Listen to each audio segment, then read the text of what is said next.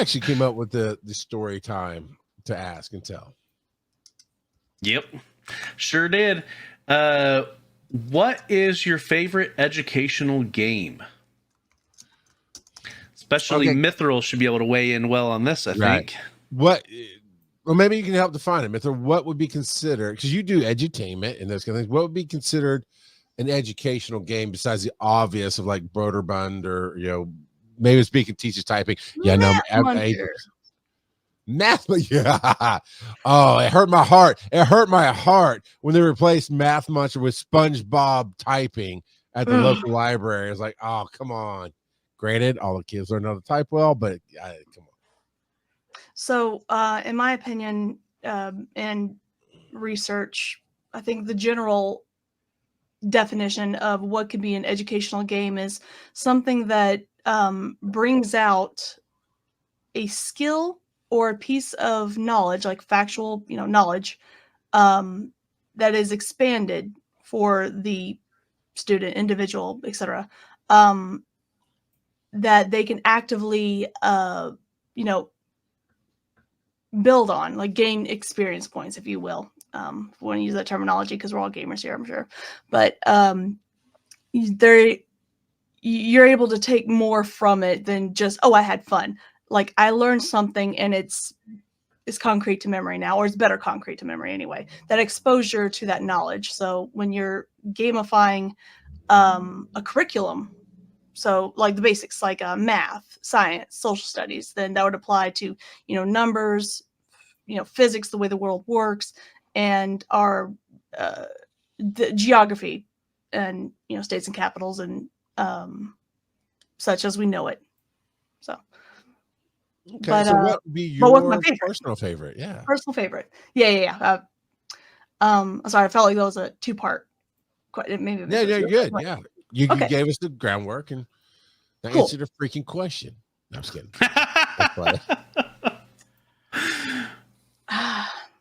Educational game. There you go. McDonald's had training games made for the Nintendo DS. I did not know. Oh. That. Yep. Not her favorite. Okay. You know what? Pokemon the card game. Oh. Okay. There are a lot of skill building and knowledge building that can stem from that, because one of the biggest things about when you find something for students, children, youth, but students in general, it could be adults too, but if you want to excite someone or get them interested in what you're trying to teach them, you want to make it relevant to their world. So in short, Pokemon, as a lot of you might know, is a lot of the creatures, they're named after actual, animals and bugs and, things that relate to our world, and mythology as well. And they come together to make those creatures. But when you're playing the Pokemon game, you are inspiring not only math skills, turn taking, sportsmanship, hopefully good sportsmanship, figuring out what kind of a team or solo player you are, competitive, self-esteem boosting and a hobby. But beyond that, I love how I have seen, and I was one of them, a child that did this, that would look at these Pokemon and say, oh, I like the way this one looks, and it's so cool how it does X, Y, and Z, and I heard that it's based off of this creature. That makes me want to go research that creature and learn more about it. So, and that kind of trail of, I want to learn more about this on my own terms, and some of them be like, I want to draw them, or I want to make my own Pokemon, or others might be like, one day I want to make a video game of my own, and that's going to be another field. So, when it's all these things that inspire different neurons in the brain of flowering different skills and abilities and fields of knowledge, that's why I'm going to go ahead and pick that. There's a lot that it just can kind of springboard with and go with, and yeah. Gotcha. Cool. Kurt, do you have a game?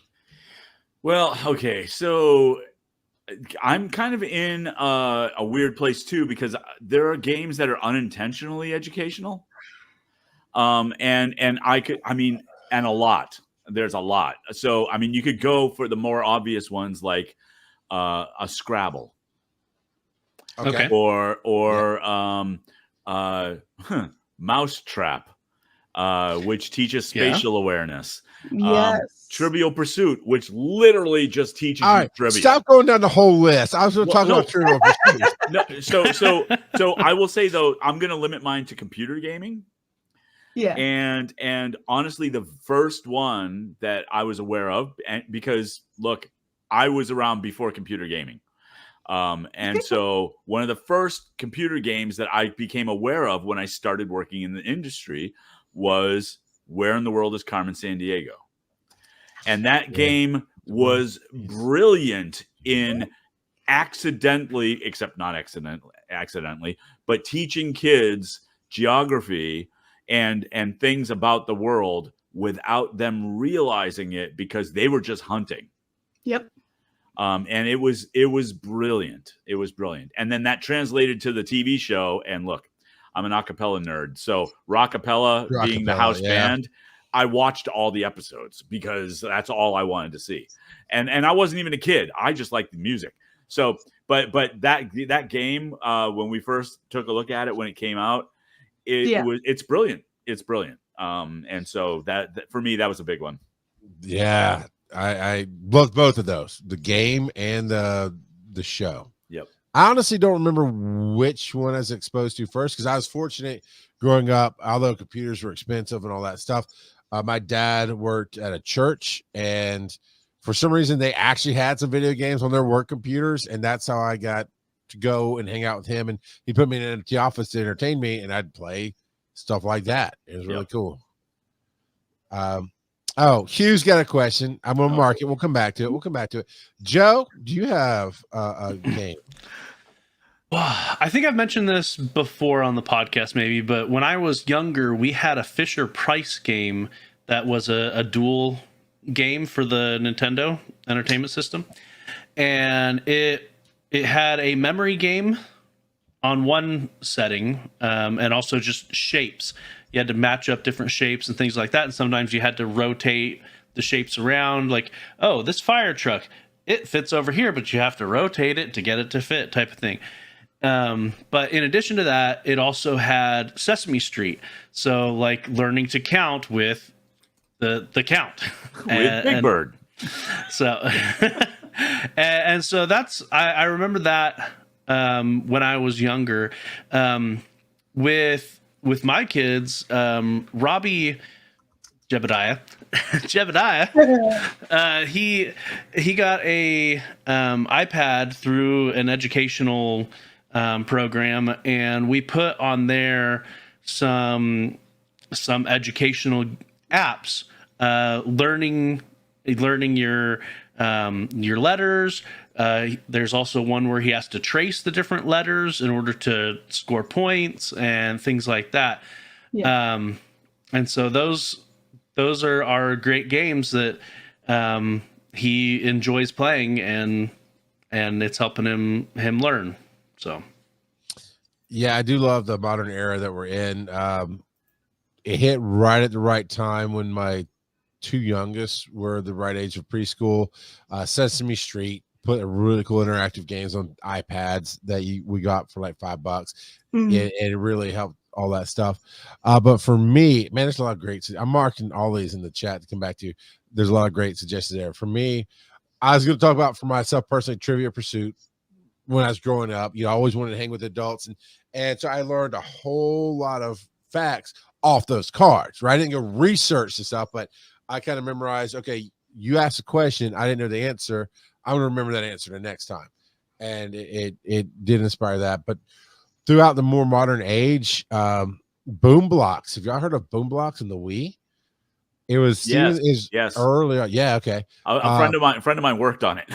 Really? Yeah, of course. Yeah, that makes sense because you were in that world. It's a great game and very underrated. You're talking about spatial awareness. Yep. Steven Spielberg had something to do with developing it. I remember because that's how I had to look it up. I'm like Steven Spielberg Wii game. Yeah. It's a game, and it was developed by EA Los Angeles and directed by filmmaker Steven Spielberg.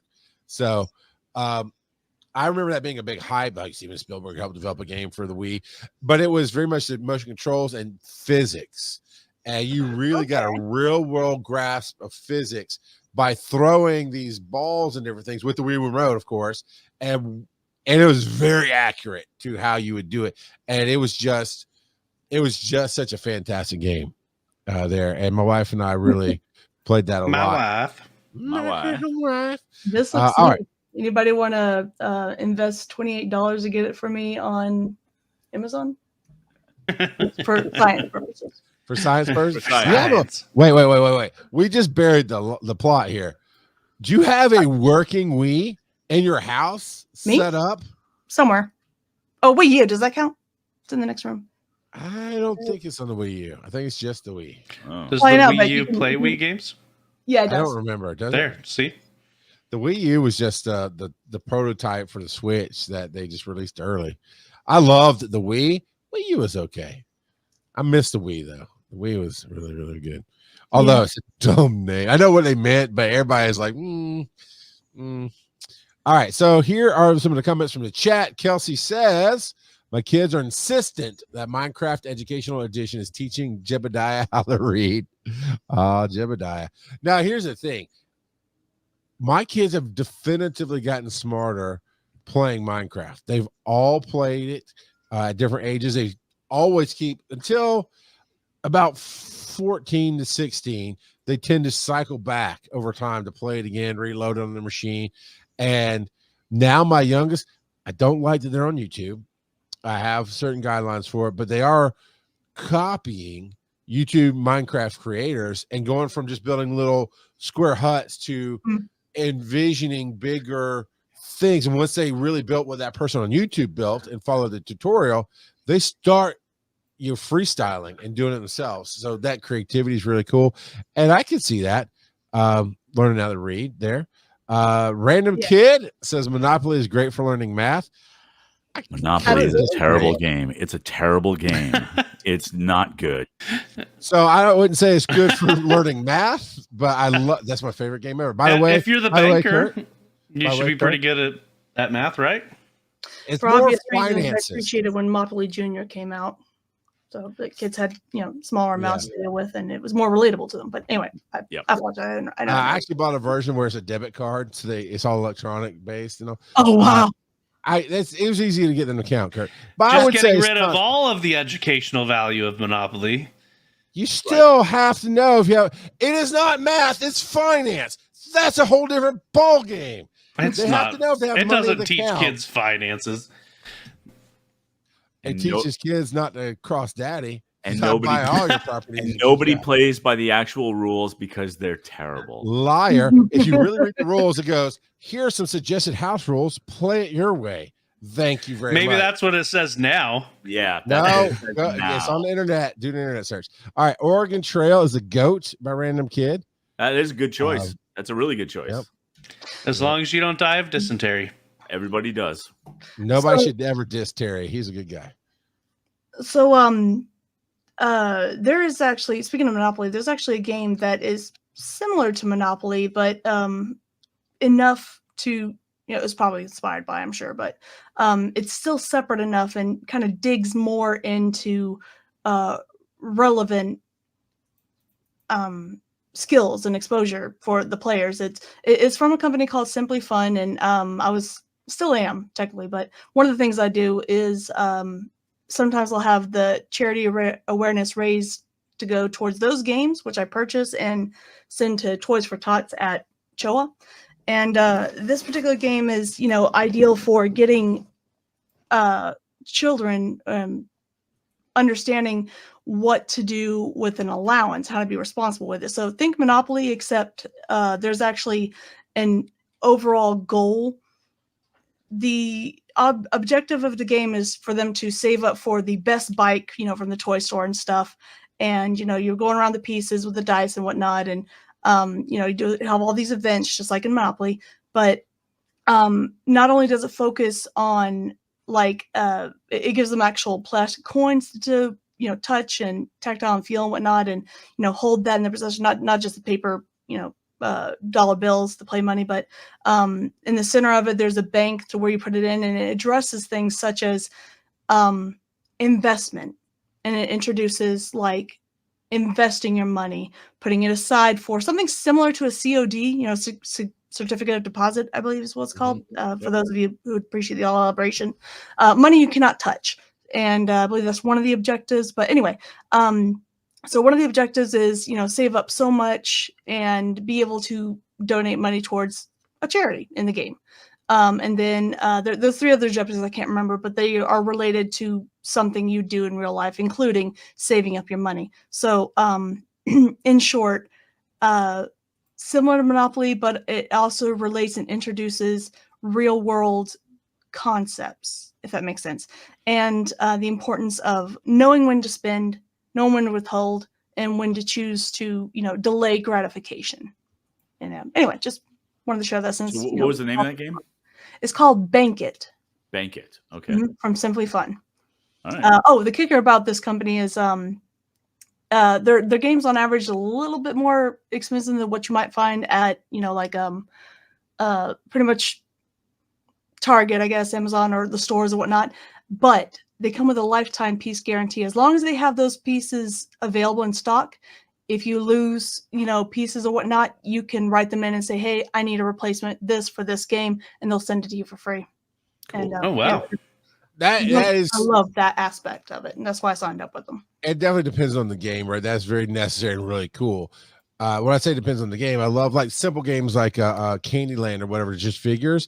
Well, you lose the little cardboard Candyland figures that come with it. And my kids always had fun going and getting some little figurine out of their toy box and letting that be them.